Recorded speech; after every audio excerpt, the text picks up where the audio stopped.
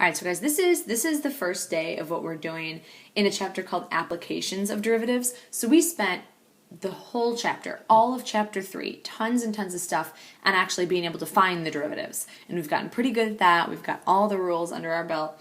So now what we're going to do is basically apply those things. That's exactly what applications means, is we're going to see exactly what the derivative is used for. So extreme values, we've actually kind of talked about these a little bit. Extreme values is the very highest value or the very smallest. So not only do we want to use that on a graph to see like what's the highest point on a graph, what's the lowest point on a graph, we also use it in tons and tons of applications. So applications like, you know, in the health field, in economics, in things like that. You always want to know like what's the most profit I can get? What's the least cost? How can I use this material to make a box of the biggest size? Things like that. So extreme values on an interval. Let's get a couple of definitions here. So let f be a function, let d be the domain, f of c, so f of c, that's a specific point, like the function with a value of c plugged in, is the absolute maximum value, minimum first, is the absolute minimum value on d, let's just start with that, on the domain, if and only if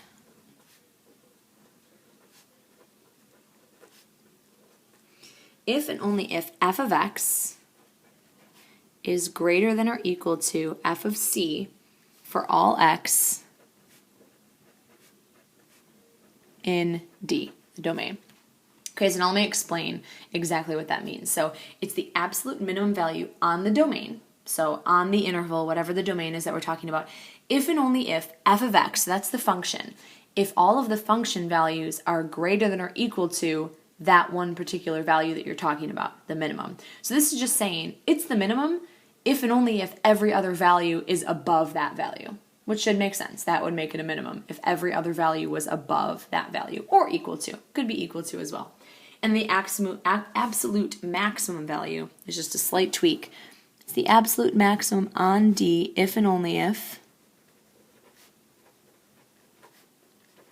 the function values f of x are all smaller than that particular value.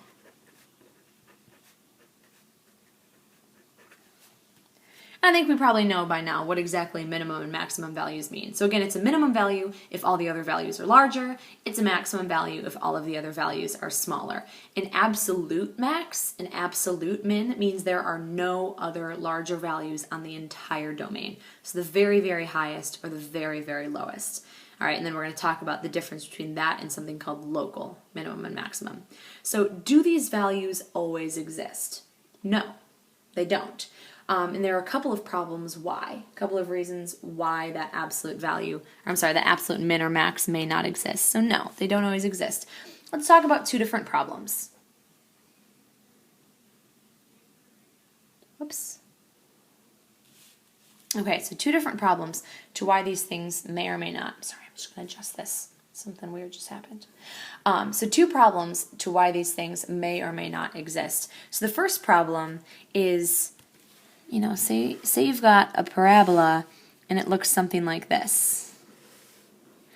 And we know the way that the parabolas work. Their domain is all reals. And so it goes off forever in this direction, goes off forever in this direction.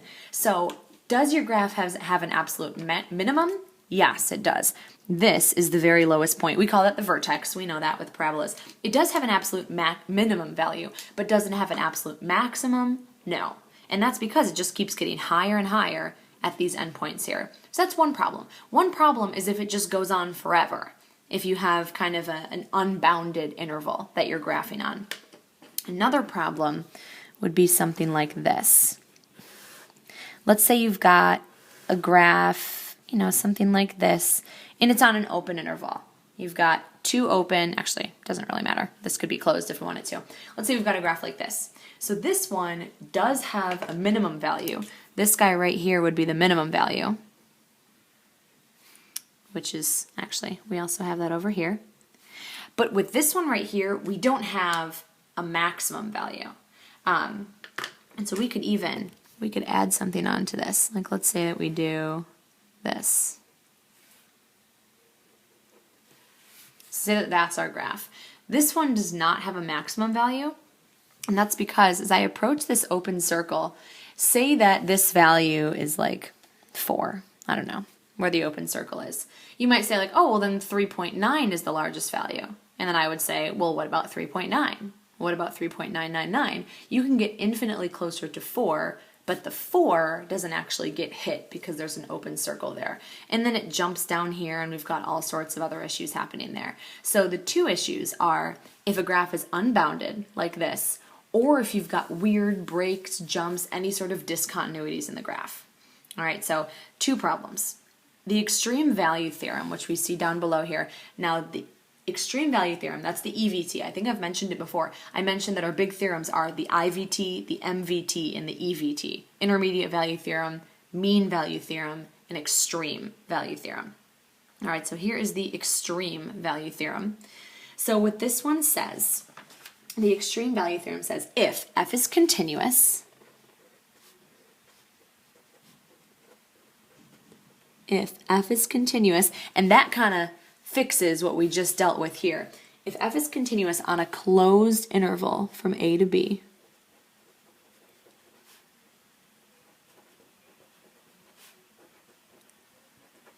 and that kind of fixes what we just dealt with here. That was an open interval. Then f has both a maximum value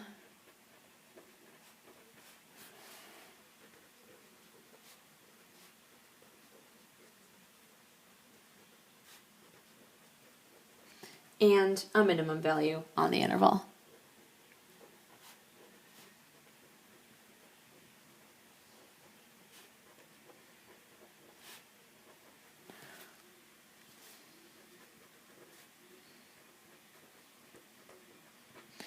X is both a maximum value and a minimum value on the interval. So if the function is on a closed interval and it's continuous, so what I'm looking at needs to be closed and continuous. If I can say that that's true, I am guaranteed to have a very, very highest value and a very, very lowest value. That's what this extreme value theorem tells me. And the AP test loves to question you on that using like multiple choice questions, for example. Okay, so we've got the absolute stuff. We're going to come back to that in just a moment. Now let's talk about local extrema. Local extrema. So definitions here. And we've got a picture down here that we're going to use in just a moment to kind of help us out to see the difference between absolute and local. So it has a local minimum at C. And this happens if and only if. So these definitions are going to seem really similar. If and only if f of x is greater than or equal to f of c. But now here's the difference. For all x in some open interval containing c.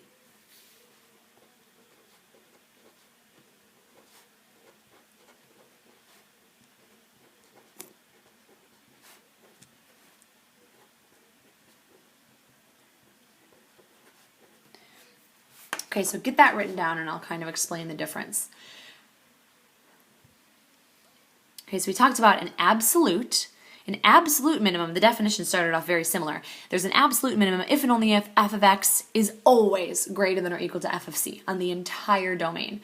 The local min says that all of the other values have to be greater just on some open interval. So just kind of on the stuff nearby. That's what the local part means. It basically means, well, it's smaller than all of the other values around it, even if it's not the smallest point ever. So if you look, this third thing that's mentioned right here, that's the local minimum. It's not the smallest value ever. This right here is the smallest value ever. But if you kind of look in the general vicinity, if you look at an open interval containing C, there's nothing lower than that. So that's like the hills and valleys that we've looked for. These are the little valleys somewhere. There's nothing lower in the general vicinity, even though there might be something lower somewhere else on the interval, which happens right here. Okay, and then the local max, very, very similar. You have a local max at C if and only if f of x is less than or equal to f of c for all x in some open interval containing c.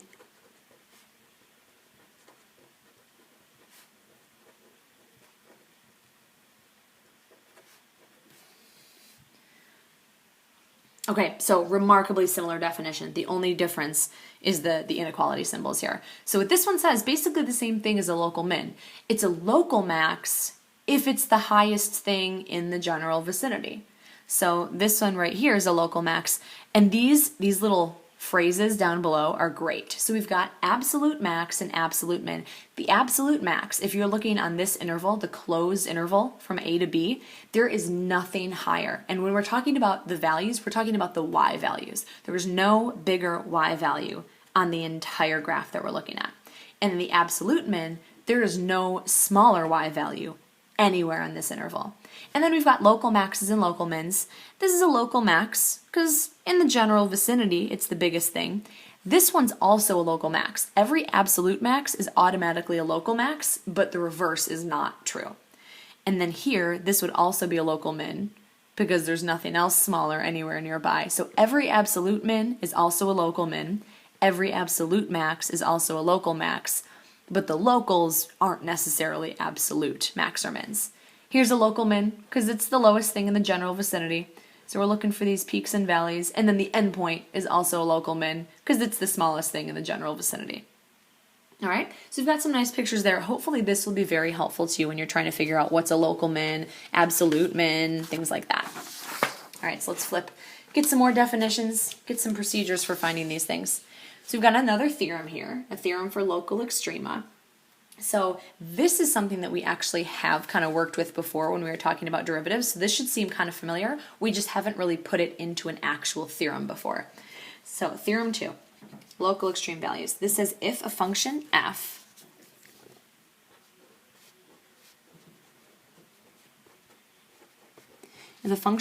has a local maximum value or a local minimum value,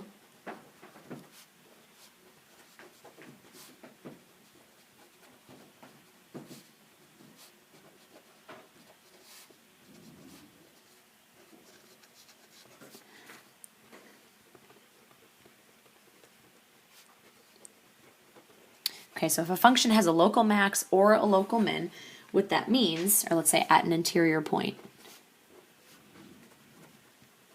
at a point C in its domain,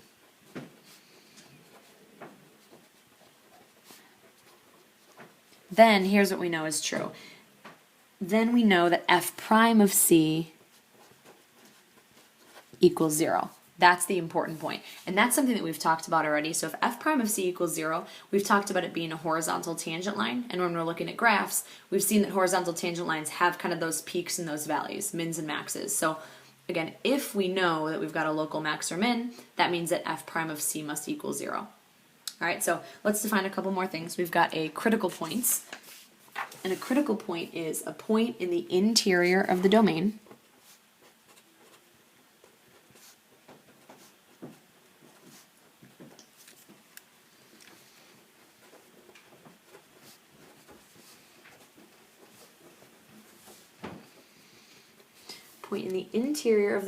of a function f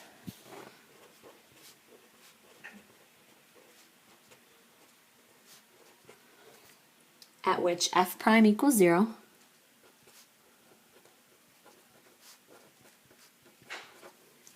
or f prime does not exist.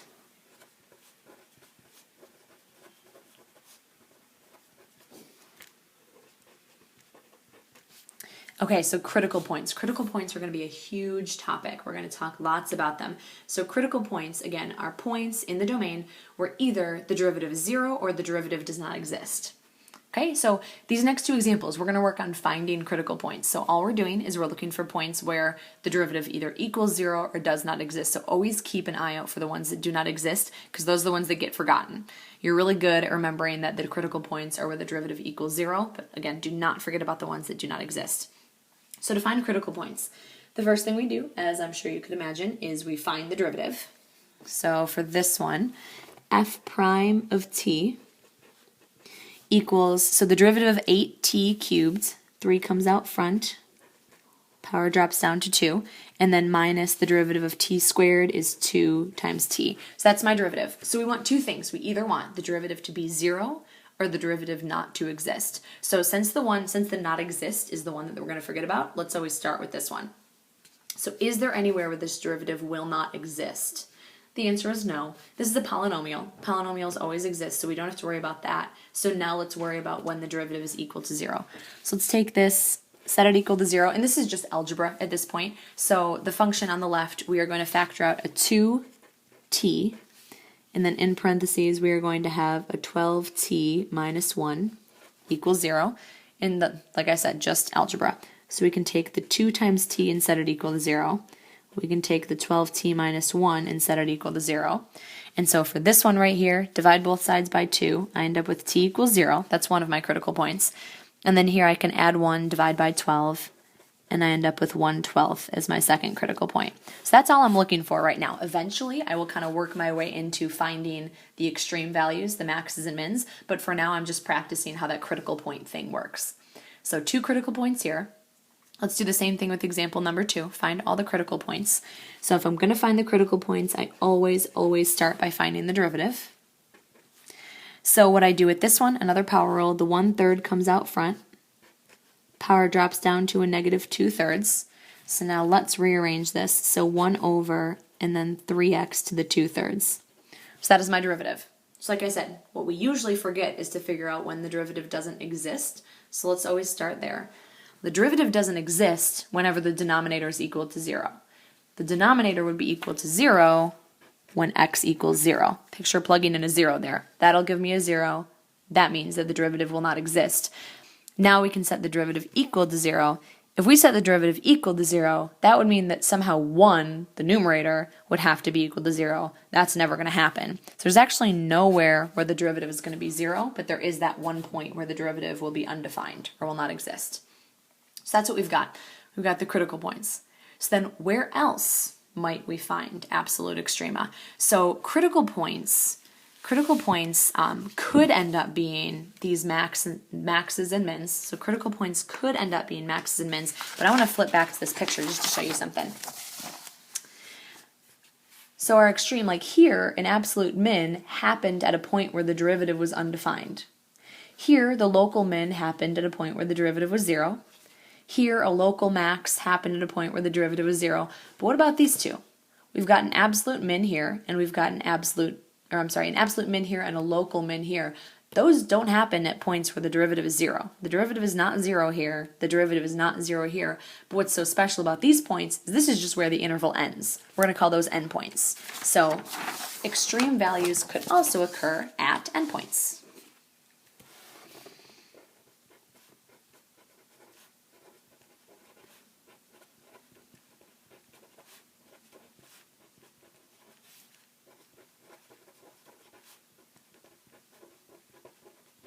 Okay, so that is what we're going to look for. So extreme values on a closed interval. So let's set something up here. So this is going to help us find exactly where the extreme values are. So finding extreme values. We've got a couple of options here. Finding extreme values, we're basically just trying to figure out where we've got a derivative of 0 or the endpoints, basically. All right, so we've got some steps to figure out here, and then we're going to kind of follow through here. So extreme values on a closed interval, what we're looking for is either the critical points, which is what we already talked about here, or the points or the endpoints. So let's write down kind of a little summary here. So absolute min, or minimum, and maximum values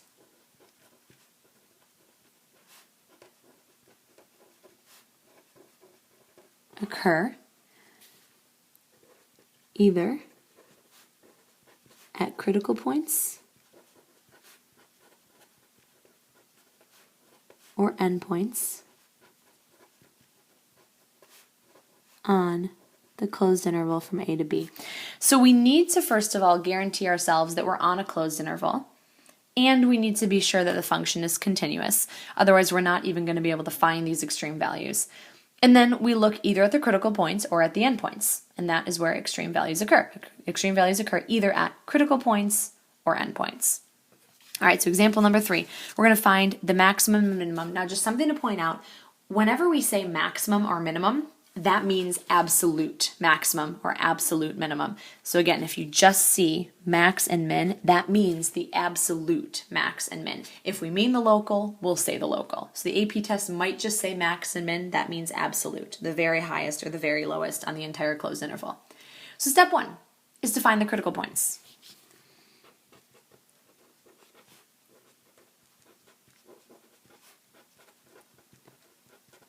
Okay, so remember, based on the definition that we have up above, critical points are where the derivative is equal to 0 or where the derivative is undefined. So we start by taking the derivative. So the derivative of negative x squared is negative 2x. The derivative of 10x is 10. And then, of course, the derivative of 43 is just 0. So there's nowhere where this is undefined because this is just a linear function. It's defined everywhere. We always want to check that first, that we don't forget. So when we set this equal to 0, we could subtract 10, divide by negative 2. We end up with x equals 5 as our one and only critical point. Now, something to pay attention to. We come up with x equals 5. You always want to check that 5 is actually on the interval. And it is. It's somewhere between 3 and 8. But say I came up with a critical point of like 11. We wouldn't even consider it because it's not on the interval. And we want to find the extreme values on that interval. So this one counts. There's our critical point. Step 2 is we are going to plug in critical points and endpoints.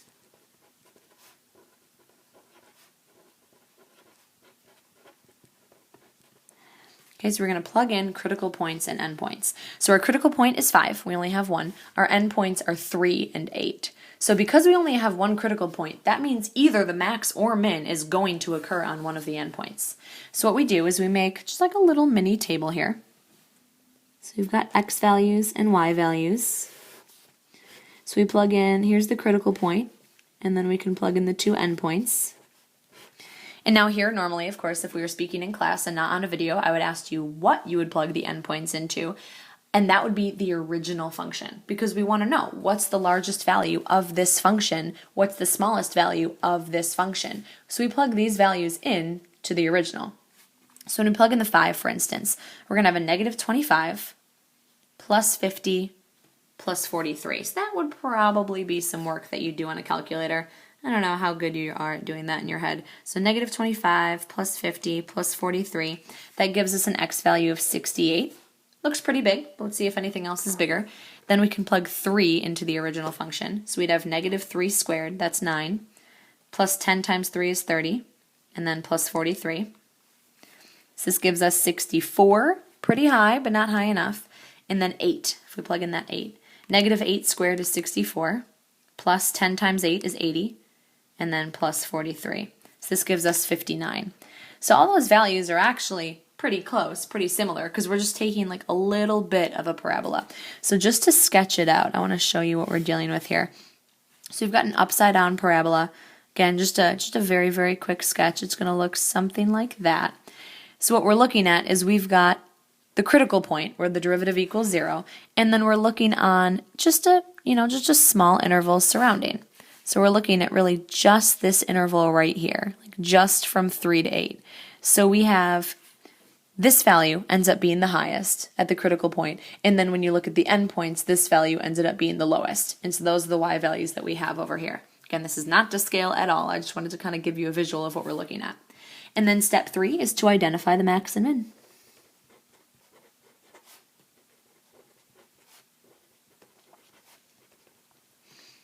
Okay, so if someone asked, what is the very, very largest y value of this function on this interval, what you would say, for the max, you would say that f of 5 equals 68. So here, because some questions on the AP test, they might ask you where the maximum occurs, and that would be 5, or they might ask you what the maximum value is, and that would be 68. So for now, we're going to write them both. When we actually look at more AP problems, we'll get more specific as to which one we should be giving. And the minimum value at x equals 8, the minimum value is 59. So this is what you give as a final answer for your problems. If they're asking for max and min, you give those two. All right, so since we're cutting in half, I think this is good for now.